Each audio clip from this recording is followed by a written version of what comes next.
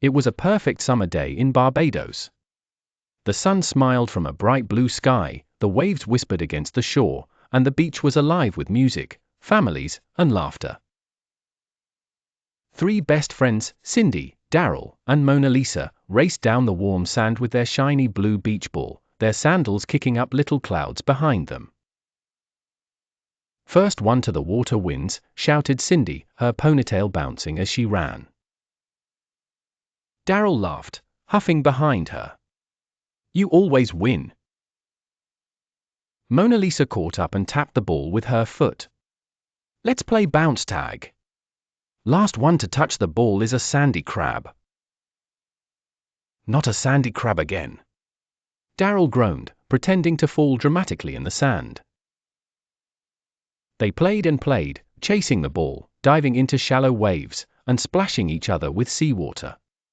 Tourists nearby smiled as the trio's joyful voices echoed across the beach. Suddenly, a strong gust of wind rolled the blue beach ball across the sand. "It's getting away!" Monalisa shouted. All three dashed after it, weaving between beach towels, umbrellas, and coolers. The ball bounced, and bonk! It hit the side of a giant, beautiful sandcastle, knocking down part of a tall tower with a soft crumble. The castle had been a masterpiece. It had shell-decorated walls, moat trenches, little bridges made of sticks, and tiny flags made from leaves and toothpicks. Standing next to the damaged castle were four children, looking shocked and disappointed. One of them, a boy with curly sandy hair, crossed his arms. Cindy's cheeks flushed red.